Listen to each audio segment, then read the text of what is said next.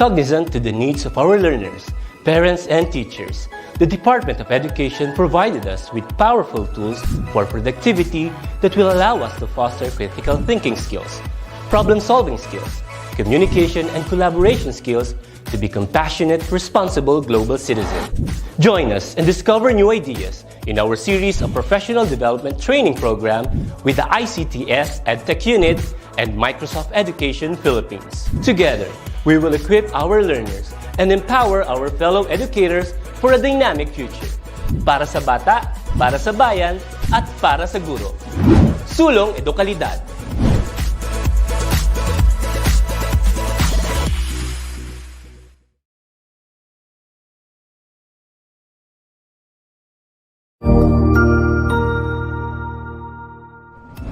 Magandang araw, Sir Wilbur po, at your service. Narito ang ETUlay upang gabayan ka sa inyong pag-aaral upang lubos na maunawaan ang iba't ibang paksa o subject. Ang ETUlay ay isang free online tutorial class na pinangungunahan ng ICTS Educational Technology Unit sa pamumuno ni Undersecretary Elaine Del B. Pascua. Ang programang ito ay hindi lamang para sa mga bata, kundi ito rin ay magsisilbing gabay sa mga magulang at mga guro kung paano nila ituturo o gagabayan sa bawat asignatura ang kanilang mga anak o mga estudyante. Sa kasalukuyan, ang self-learning module mula sa rehiyon ng Calabarzon at kilala sa tawag na pivot ang ginagamit sa ating ETUlay online class. Kaya ano pang hinihintay ninyo? Ihanda na ang inyong mga ballpen o lapis, papel o kwaderno at samahan kaming itulay ang pagkatuto para sa bawat batang Pilipino. Sama-sama tayong magtutulungan para malampasan ang mga hamon sa panahong ito. Halina't matuto kasama ang inyong online tutor sa oras na ito.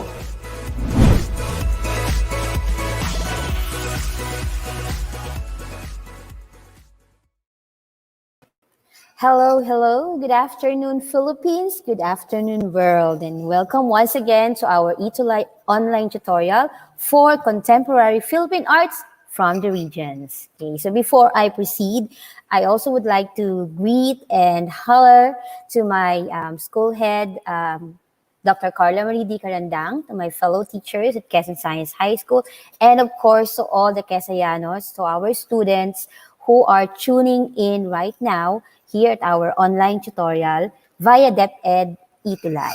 There you go. So I wasn't able to air last week due to some unexpected events, but I will make bawi this time, okay? So before everything else, meron lang akong erratum last week, last time during our lesson about the local materials used in contemporary arts here in our country.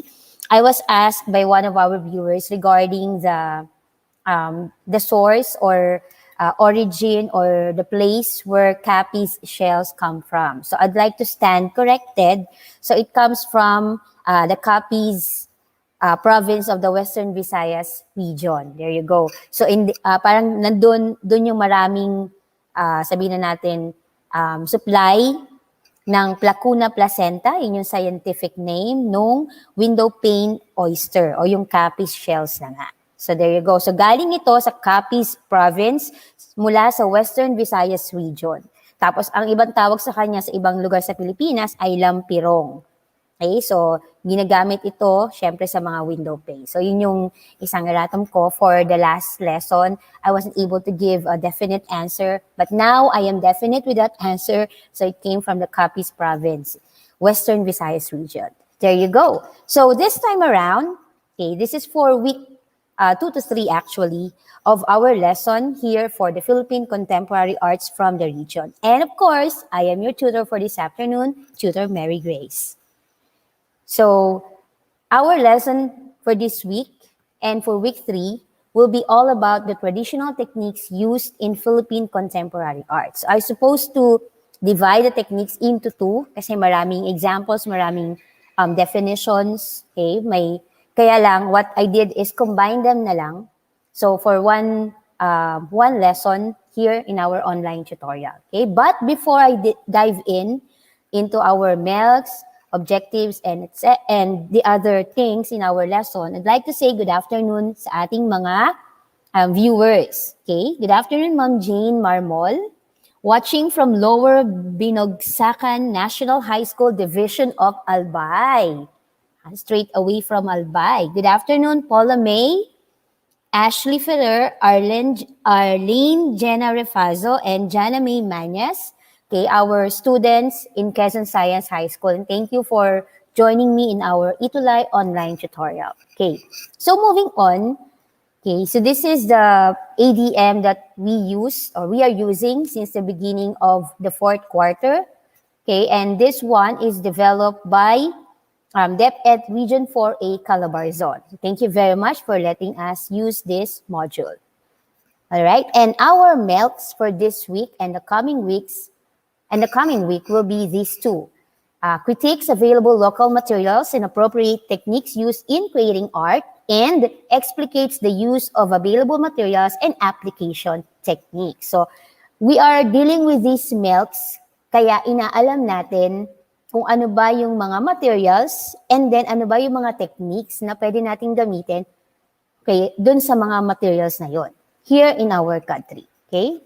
Because after all, this is SIPAR. And then our objective, so at the end of this lesson, you should be able to do research on techniques and performance practices applied to contemporary art. So don't be misled.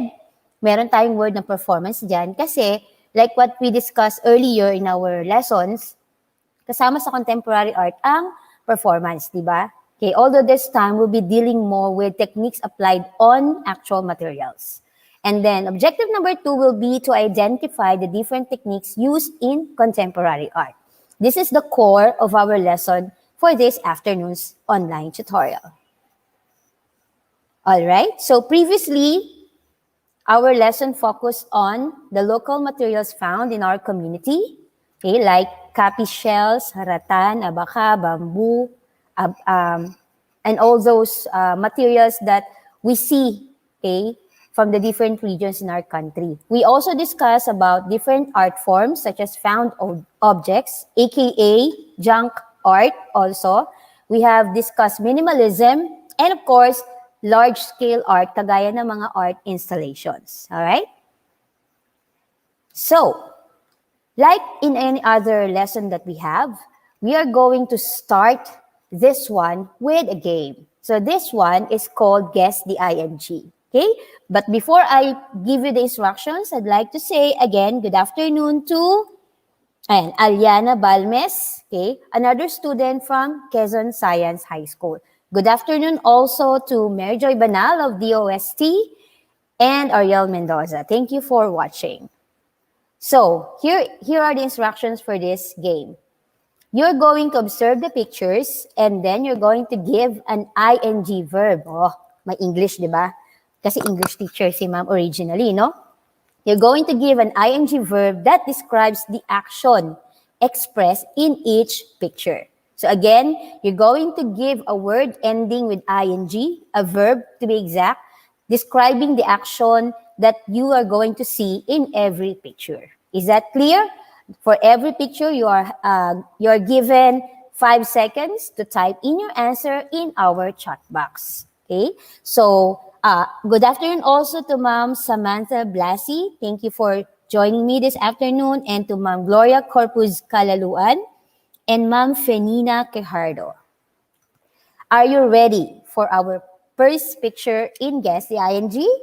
All right. Put those fingers up so that you can start typing the answer after seeing this picture. First picture.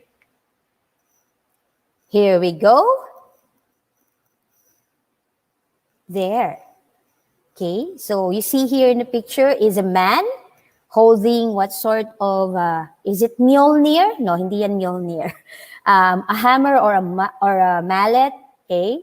Then meron siyang another tool in his left hand doing something on the wood in front of him. Ano kayang ing verb, okay, that best describes this action, okay, shown in this picture? Let's see, 5 seconds, go.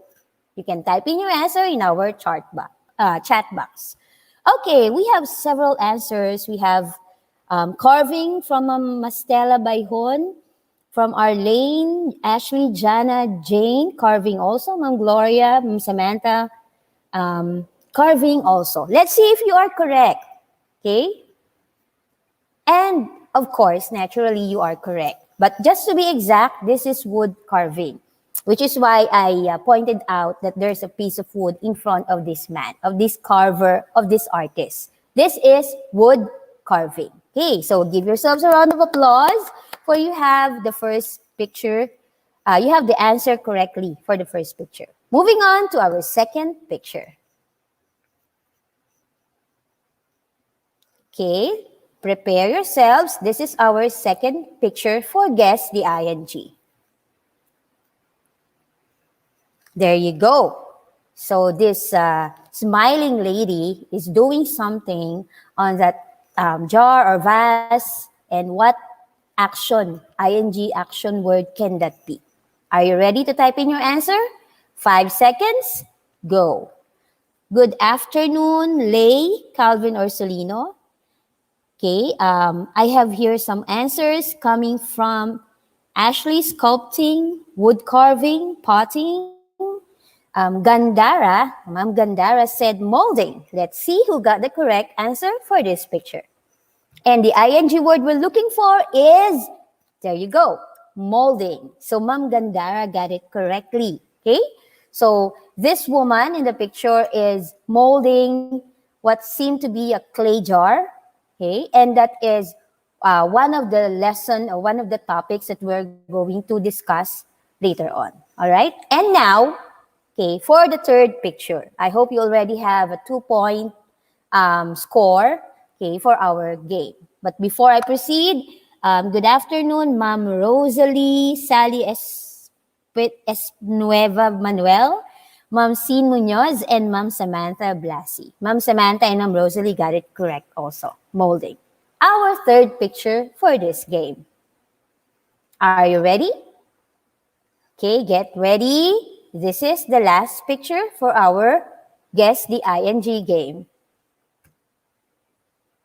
There you go. What is this groovy man doing with that material? Okay, he's doing something to it. So you have 5 seconds to type in your answer and guess the word we're looking for. It has to end with the letters ING. Okay, 5 seconds.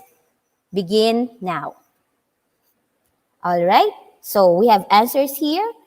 Good afternoon, Ma'am Elisa and Ma'am Vivian. Thank you for joining me this afternoon in our online tutorial session.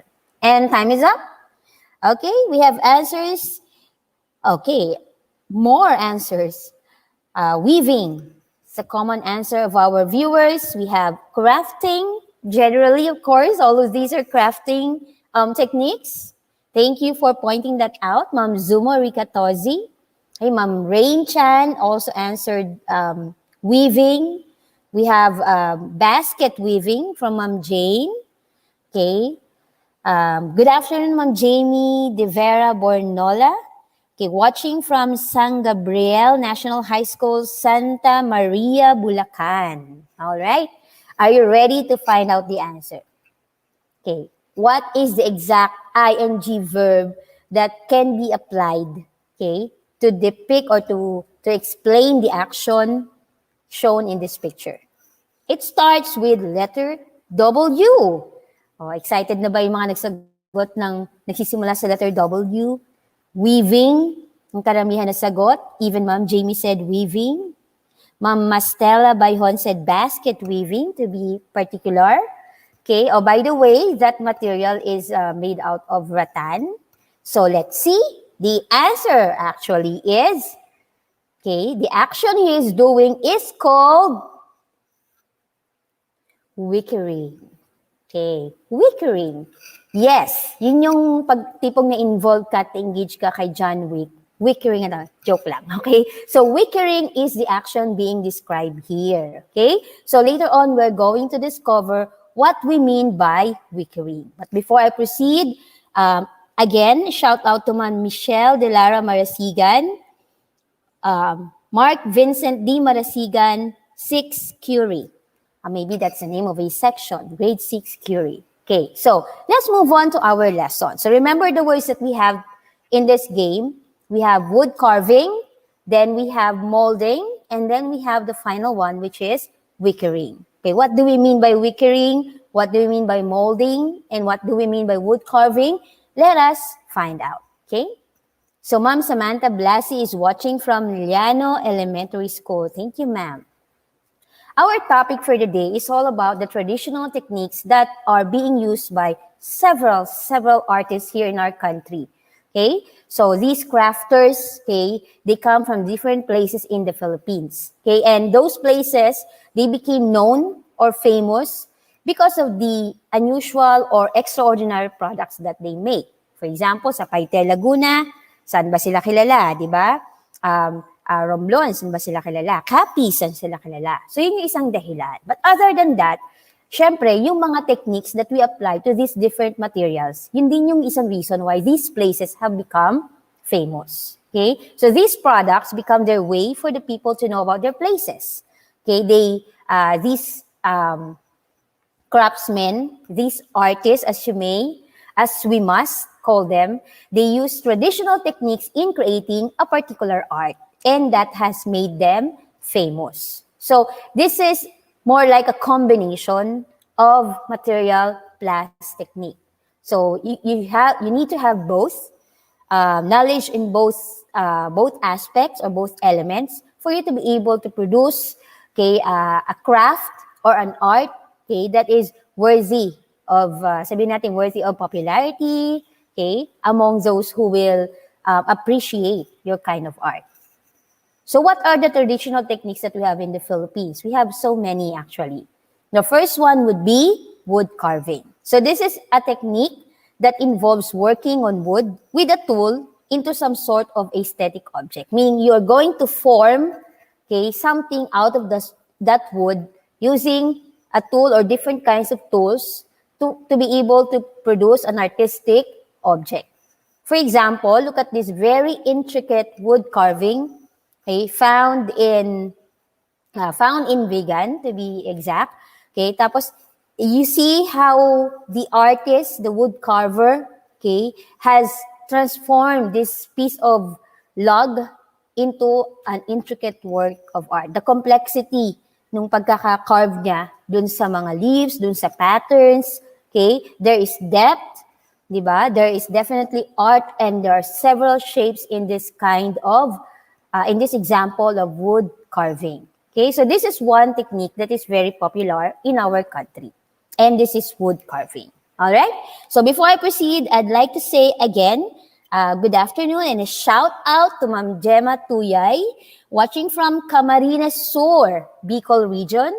Ma'am Vanessa Valenova Balasoto, parang ano yun pangalan ng tennis player na babae. Okay, watching from Santo Tomas Integrated High School, Calauan, Laguna. Ma'am Anna Marie Lerma, watching from Sisters of Mary Immaculate, San Pedro, Laguna, where I also grew up. Okay, and Sir Jeffrey Trazo from Los Arcos National High School, SDO Agusan del Sur. Watching from Aglipa Elementary School is Ma'am Princess Matutino.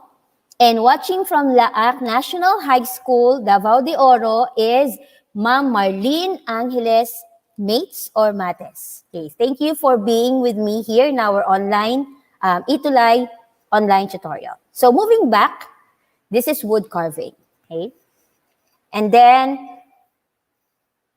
our next traditional technique is called molding. So earlier you have seen this very attractive woman because of her smile, okay? And molding is a technique wherein you shape any pliable material like clay, okay, to make jars, vases, or any other art form, okay? But the method that is involved in this is basically molding and usually just your bare hands.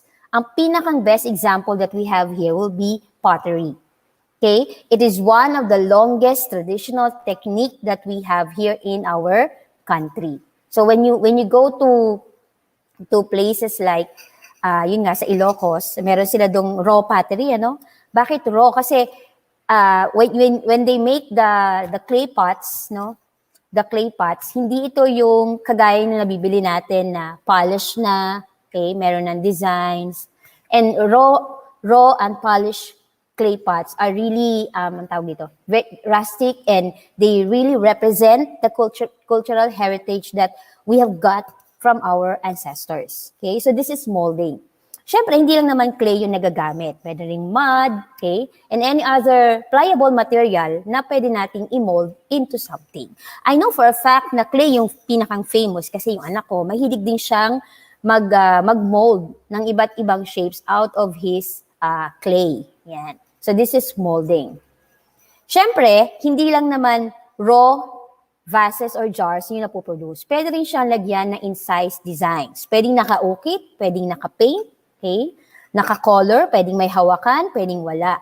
Okay, so itong mga incised designs na ito, makikita ito sa mga pots na pinuproduce sa Masbate. Okay, so among the finest of early Philippine pottery designs are footed dishes.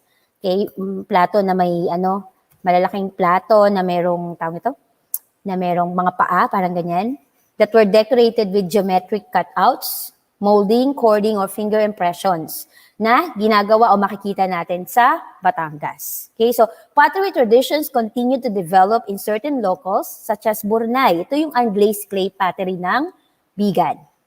So, unglazed, so ibig sabihin talaga siya, raw siya, talagang direct from the potter himself. So, yun namang examples that you see in our slide, yan yung meron ng mga iba't ibang uri ng designs. Yan. So, kung meron kayong art sa art product sa elementary and even sa high school, I'm pretty sure na nagawa niya rin ang pottery, no? Maybe using mud or other types of clay. Okay, there you go. And then our next technique, again, is one of the oldest techniques in Philippine art, and this is fabric weaving. But before I give you the definition, let me just say thank you and good afternoon to Ma'am Marisa Rosal Patricio, who is watching from Tibuli National High School, South Cotabato Division. Oh, starstruck, kasi yung lesson natin is very much related, especially this one, And then Ma'am Marisa Rosal Patricio, watching also from Tibuli National High School, Division of South Cotabato. Thank you for being with me this afternoon. So weaving is a method of textile production in which two distinct sets of yarns or threads are interlaced at right angles to form a fabric or cloth. The textile hand weaving is one of the most attractive and interesting traditional crafts of the Philippines. I know for a fact kasi kahit nanonood ako ng video lang, sobrang interesting siya kung paano nila nakikreate yung patterns, dun sa kanilang mga wini-weave. And this is textile, one of the hardest to manipulate kind of material. Parang ang natatandaan ko lang pagdating sa weaving ay yung pelikulang Wanted, kung saan may mga secret codes na lumalabas dun sa woven fabric dun sa isang factory. But anyway, that's besides the point. So fabric weaving, again, is one of the oldest art forms, okay, or traditional techniques that we have in our country.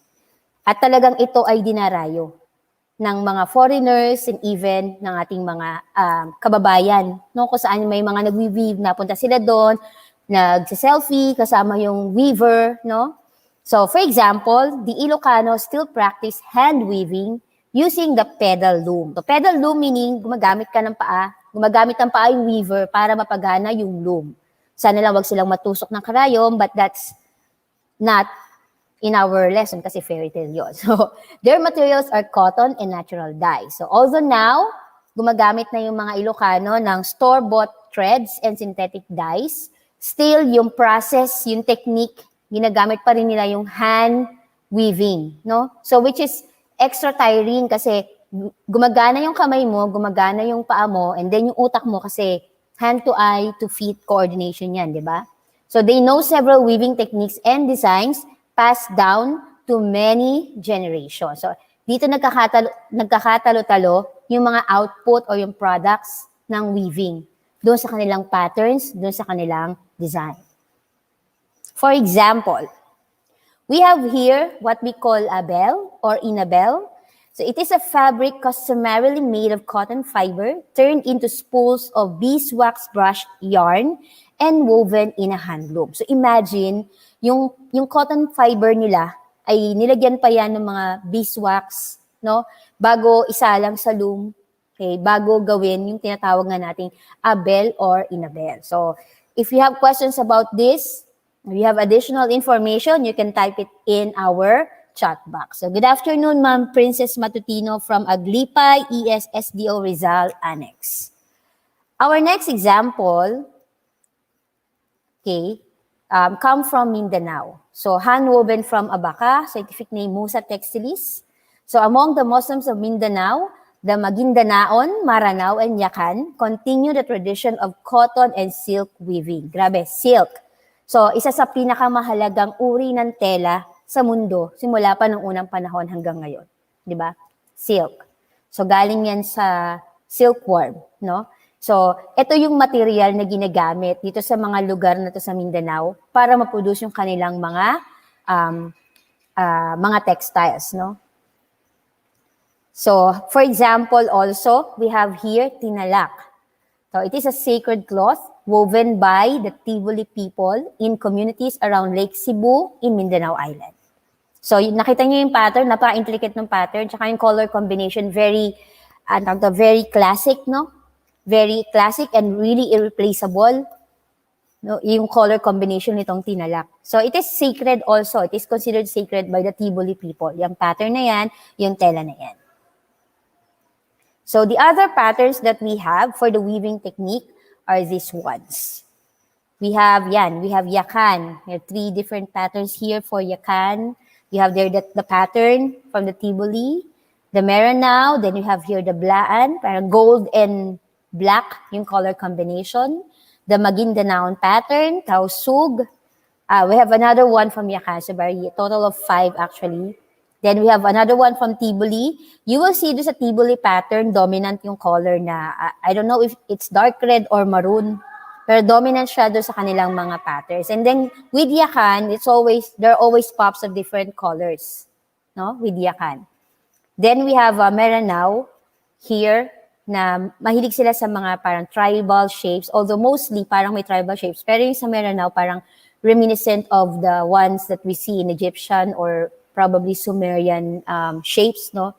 So these are the different woven patterns that are used or that are done using the hand weaving techniques of the different locals here in our country, or let me say local artists here in the Philippines. So there you go. So kapag pumunta kayo sa mga lugar kung saan may nagaganap na mga hand weaving, usually mga babae na pinamana na sa kanila yung technique ng pagsasagawa nito, I'm pretty sure may engganyo kayo na manood kung paano nila ginagawa, o paano nila napoproduce itong mga hand-woven textiles na ito.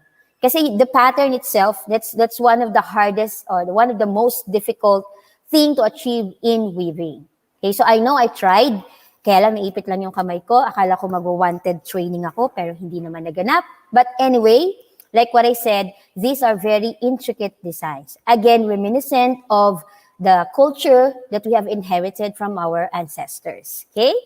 So before I proceed to my next slide, good afternoon, Ma'am Giselle Nicole Launyo Jaime, who is watching right now from Tibuli National High School, Division of South Cotabato, and Ma'am Angel Mingming. Good afternoon po, and thank you very much for being here with me in our ETUlay online tutorial.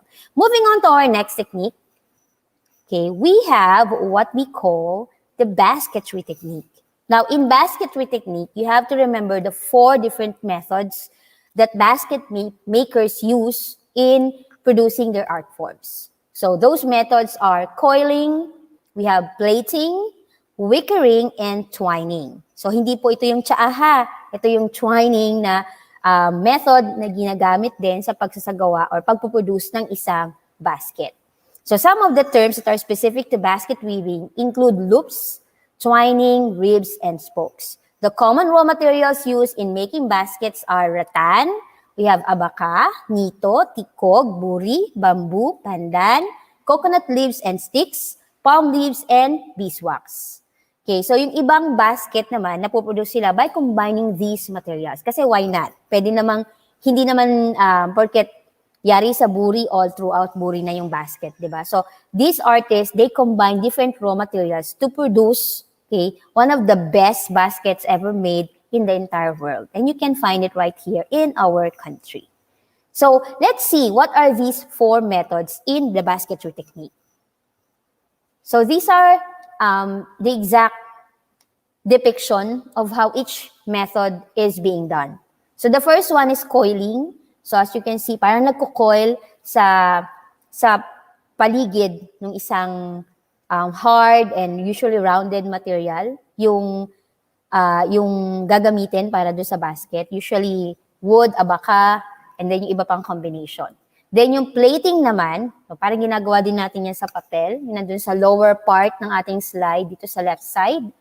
Yan. Usually sa plating, diyan nagko-combine diyan parang nagtitirintas ng iba't ibang materials with different colors yung nagsasagawa ng basket. Then we have, dun sa upper right corner, we have twining.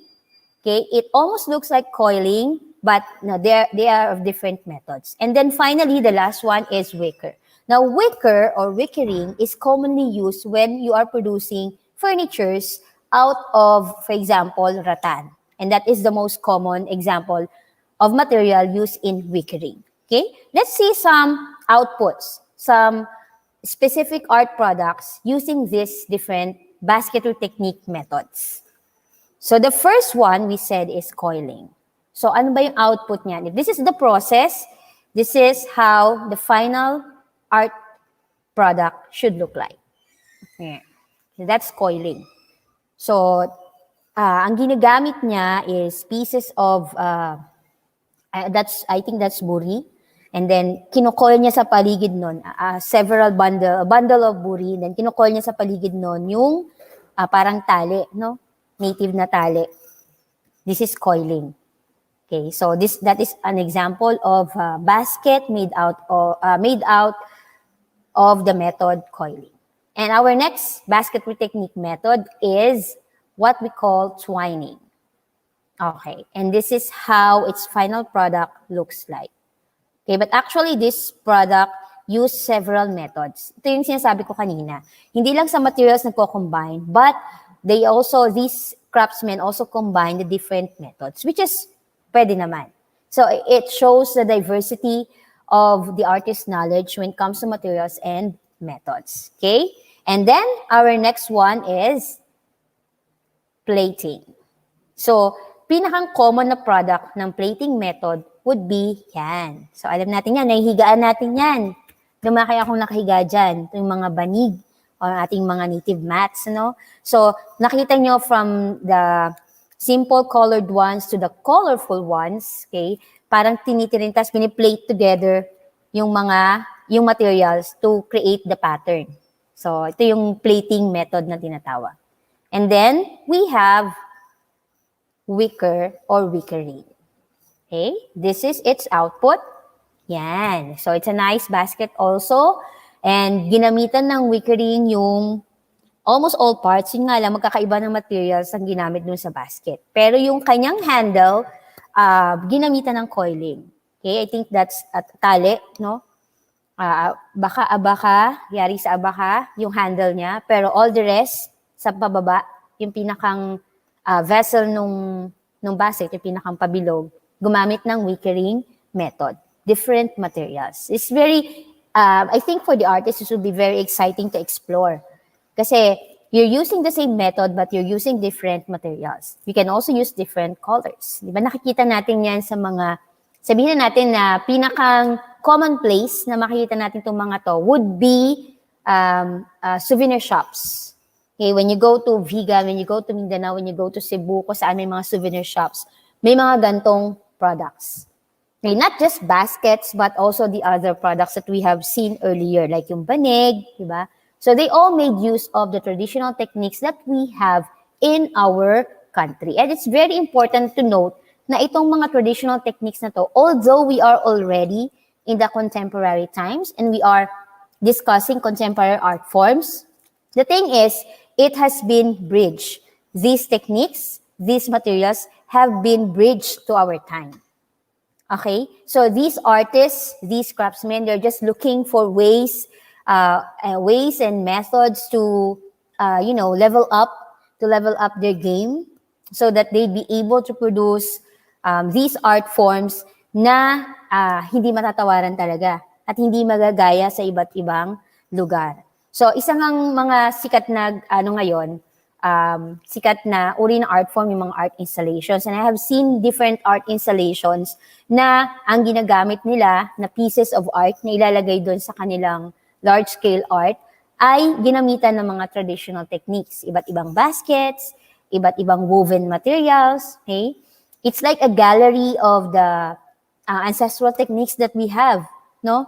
And showing it to the modern world is one way of giving back to what our ancestors, okay, have gifted to us. That's very important, especially for an artist, to be able to bridge the traditional ones with the contemporary ones. So if you're aiming to create a basket of your own, for example, so try to explore, okay, what are the materials and what techniques or methods you can use so that you can represent our cultural heritage in your art form. Okay, kaya mahalaga din na sa mga schools natin ay napapractice din kung paano ba mali-level up, okay, itong mga traditional techniques na ito and local materials to create, para sabihin natin, na ultimate art form that will represent the cultural heritage that we have, that will represent the personality of our country. Okay? So these are the traditional techniques in our country that most contemporary artists are still using even up to this day. Kaya nga contemporary. Okay?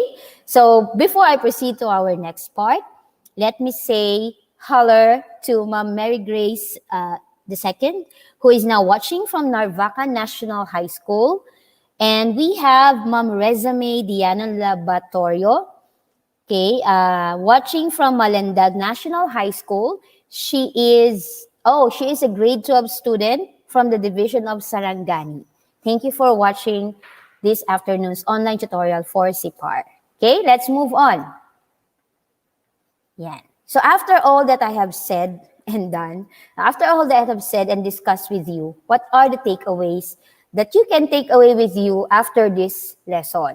Right? Ano yung learnings na meron tayo na kailangan matandaan nyo, okay, even after several weeks na. Kasi especially this part of our lesson and then yung previous one, local materials, then this one, traditional techniques. Kasi yung combination yan, okay, yan yung dapat ma-exploit natin, ma-explore natin, makikita natin sa mga outputs ng mga contemporary artists. Not that I'm demanding them to use these things, pero ito kasi, yun na nga, they represent, okay, they represent our heritage, they represent our history, okay, our ancestry, yan, and our personality as the Philippines, diba? Yan, the pearl of the Orient Seas. Yan, I should know my history. Okay.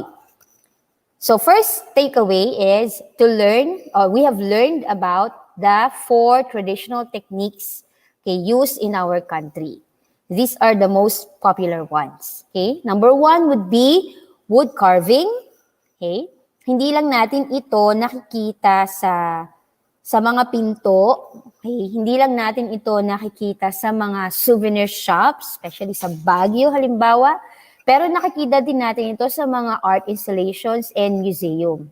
Okay? At isa sa pinaka mamahaling material ang wood, no? At saka I think or I believe na kailangan pa syempre ng artist ng permit to use a certain type of wood para sa kanyang wood carving artwork, no?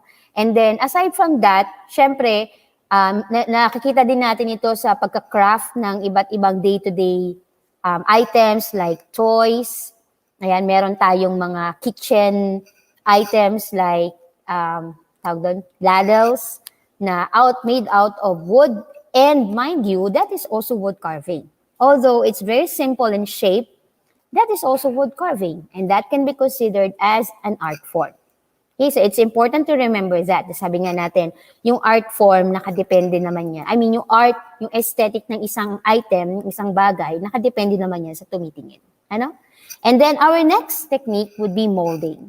And the best example that I have given you is all about pottery. Especially using clay, using mud and other pliable materials. So this way you can produce different jars and vases na pwedeng decorative, pwede namang may purpose, pwedeng lalagyan ng flowers, pag binigyan kanya ng flowers, kung umaasa ka pa, pero kung hindi na, pwede namang next time na. Okay, and then finally, we have what we call fabric weaving. So, emphasis on the word fabric kasi this is, there are several materials that can be used in weaving. Pwede nga yung paper weaving like what we discussed in our lesson previously. But fabric weaving is an important part of our culture as Filipinos kasi napakarami nating talaga naman na napakahuhusay na mga weavers in our different provinces, coming from the different regions in the country, no? So fabric weaving. And usually ito yung mga tinitingala talaga sa kanilang mga grupo or samahan or tribo kasi sila yung nagmana. So para itong original recipe na pinapamana, no, hindi basta skill na na-acquire mo when you go to school, na usually tinuturo ito first hand ng mga nakakatanda doon sa mga gusto nilang sabihin na natin pagmanahan, okay, nung kanilang skills. Okay, nung paano ba yung tamang paglalagay ng mga sinulid, paano yung paggamit ng loom, ng pedal loom, for example, paano makikreate yung mga patterns. So this is very important. Kaya emphasis on the word fabric in fabric weaving as a technique in our country. And then finally, we have the basketry technique. Yeah, siguro daming beses na nating nakita yung iba't ibang uri ng basket sa paligid natin, not knowing that we are already looking at pieces of art. So these are not just products of craftsmen, but products of different artists. No? At hindi lang sa Pilipinas yan nakikilala, even in different countries outside our own.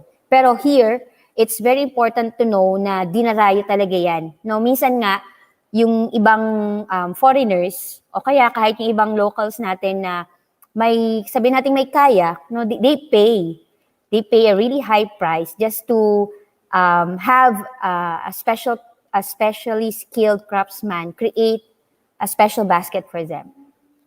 Nung panahon ng pandemic, di ba, nauso yung mga plantito, nauso din yung mga nakapaso na yung halaman mo, pero yung paso, may lalagyan pa siya. Na made out of different materials shaped into a basket. So, and these products, they are thousands of pesos in price, no? Kaya it's important that we learn to know, we learn to accept. Now, these traditional techniques are also part of our contemporary times. Kaya yung mga nagsasagawa niyan, yung mga nagpo-produce pa rin yan, they are also contemporary artists. It's very important to remember that. Okay? So those are the takeaways for the traditional techniques, but we're not yet done because we also discuss the methods in basketry technique. And those methods are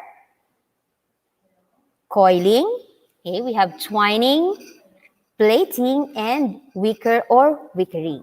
So these methods are what the basket craftsmen or artists do, okay, to produce baskets. Pwedeng in combination with textile, pwedeng nga in combination dun sa output ng fabric weaving. Pwedeng may handle, pwedeng wala, pwedeng malaki, pwedeng kasya ang tao, pwedeng kasya ang daga. Any kind of basket. Ginagamitan ng kahit na alin sa mga method ng ito, 1, 2, or combination of all the methods. Depende na lang doon sa craftsman, depende na lang doon sa artist kung ano yung kanyang method na gagamitin to produce a basket. No? So, kapag pala namamalengke si nanay halimbawa at may daladala siyang basket, meron siyang daladalang piece of art with her, no? Sa pamamalengke pa lang, di ba, social. Namamalengke ka lang pero meron ka ng hawak-hawak na piece of art. There you go. That's basketry technique for you guys, okay? So, given those takeaways, I believe it's that time of our lesson already, and it's quiz time, okay? So, I have prepared here 2 sets of quiz. One will be to identification, but this is actually multiple choice, and the other one will be fill in the blanks. Okay, so these are very easy. You can type in your answer after while the time is running. Okay, so the first one, in the first part, you're going to identify what technique based dun sa apat na diniscuss natin ang applicable sa material na ipapakita ko.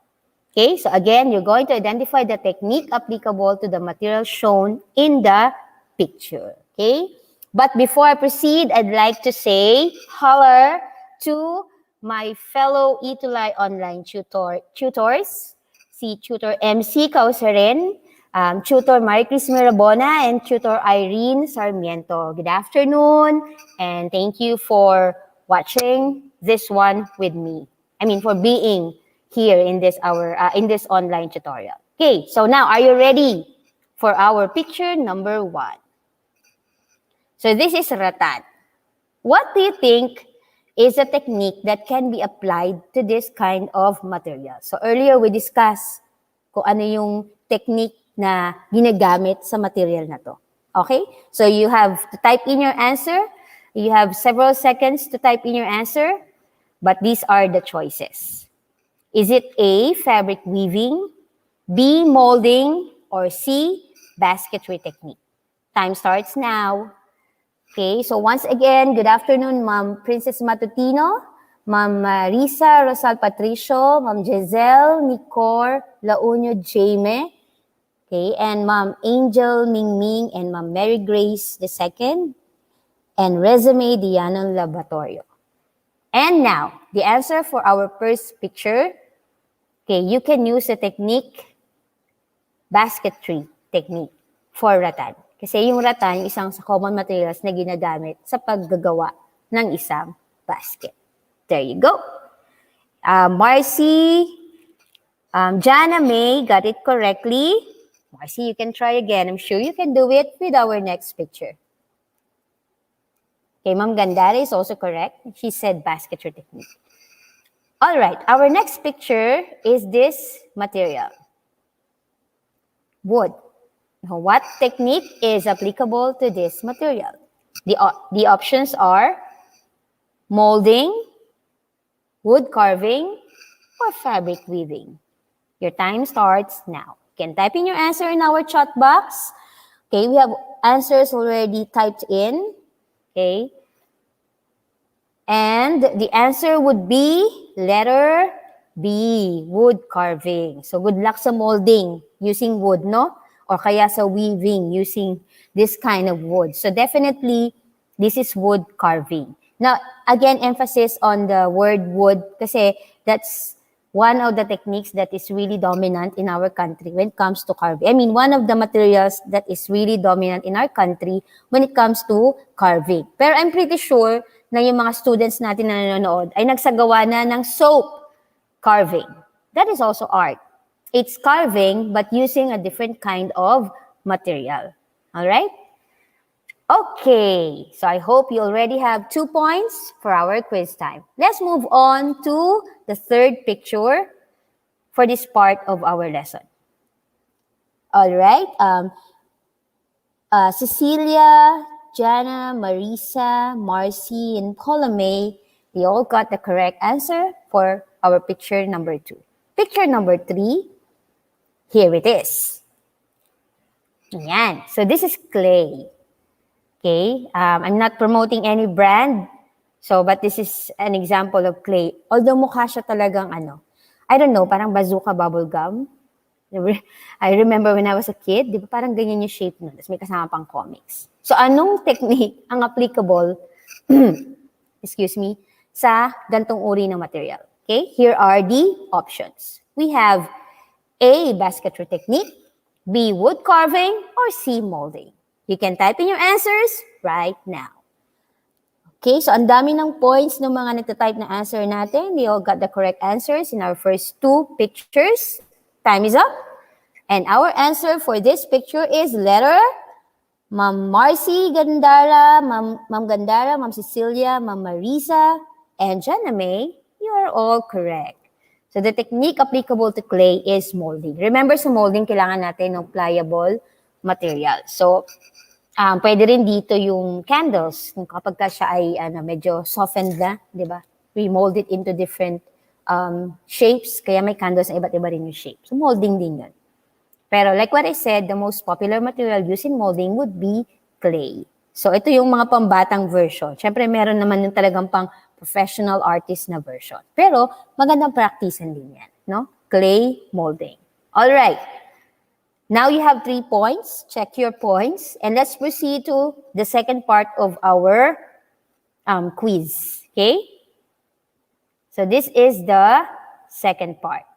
Fill in the blanks with the correct words. So, I'll be giving you ample time. Let's say from 5 seconds, you will have 10 seconds to type in your answers for this part of our quiz. Now, we're looking for 4 words, okay, or 4 items that we have discussed in our lesson for the day, okay? So, here is the sentence. The traditional techniques in contemporary Philippine art include blank, blank, blank, and blank. 10 seconds. You may type in your answer right now. So once again, good afternoon to the people in our chat box and to those who are still watching and who are still with us in our session this afternoon. Okay? So good afternoon, Mark Vincent Malasigan of grade 6 Curie, Samantha Blasi, Ma'am Samantha Blasi, who is watching from Liano Elementary School. We have teachers also watching from Santo Tomas Integrated High School, Calauan, Laguna, and that is Ma'am Vanessa Valenova Balasoto. Talagang parang tennis player yung dating ng pangalan ni Ma'am. Okay? Ma'am Anna Marie Lerma, who is watching from Sisters of Mary Immaculate San Pedro, Laguna. And we have Sir Jeffrey Trazo, who is now watching from Los Arcos National High School, SDO Agusan del Sur. Thank you, sir, for being with us this afternoon. Yes, ma'am. Oh, talagang I will be remembering your name kasi para talagang tennis player yung pangalan ng mo, di ba? Ang Valentina Tereshkova. Mga ganon yung level. Teka lang, tennis player ba yun? Okay, so Paula May answered wood carving, molding, fabric weaving, basketry. The same with Ma'am Gandara. That's also her answer. Okay, let's see if you have all the correct answers for this part of our quiz. So the traditional techniques in contemporary Philippine art include wood carving, so one check, molding, fabric weaving, and basketry technique. So these are the traditional techniques, olden times na, nandyan na yan, pero ginagamit pa rin ng mga artists ngayon. Maaring nag-iba ng materials, maaring nagdagdag ng methods, nag-level up ng game nila, but still, their techniques can be discovered to be rooted in these traditional ones. Alright?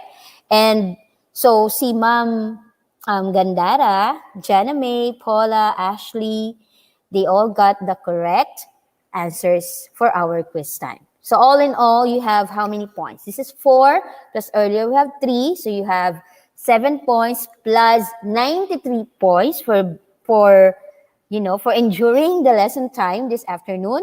So you have a total of 100 points this afternoon. Ayan. Thank you very much once again sa mga nanood. And once again, good afternoon dun sa mga nandun sa ating chat box at sa ating mga viewers from, meron tayong from Ilocos, from Agusan del Sur, from Mindanao, from Laguna, and even Batangas. Yan. Thank you very much for being in this lesson session dito sa ating ETUlay online tutorial. Okay, but I'm not leaving you, okay, without my regular quote-unquote moment.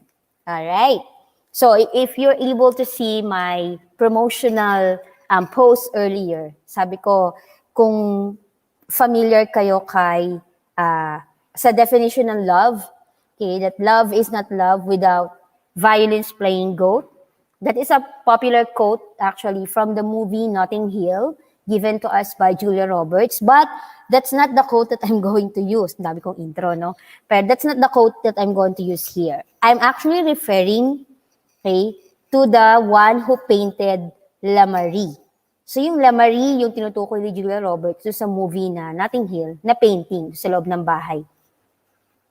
Okay, so Marc Chagall is the painter of that particularly interesting painting. So Marc Chagall said, great art picks up where nature ends. All right? So it's very fitting to our topic kasi if you would look closely at the materials that we have discussed here, they're all what? Naturally abundant materials.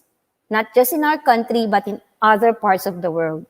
Okay, and because of these materials which are abundant, okay, artists, okay, they are able to produce great art pieces.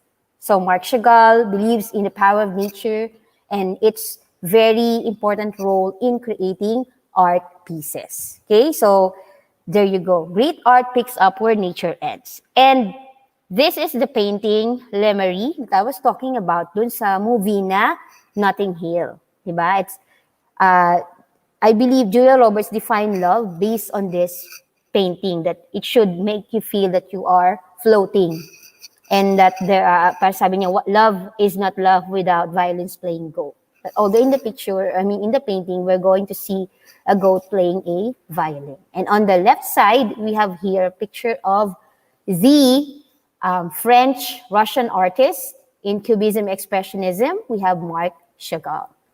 There you go. So I hope that you're able to meld together, okay, what we have learned about the local materials previously and the techniques that can be applied to these materials.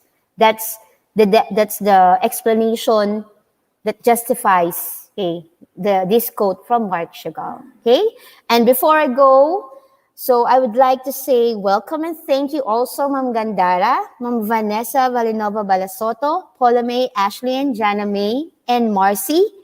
Okay, thank you very much for being with me and learning with me today in our online ETUlay tutorial for contemporary Philippine arts from the regions. Okay, so that's it for today.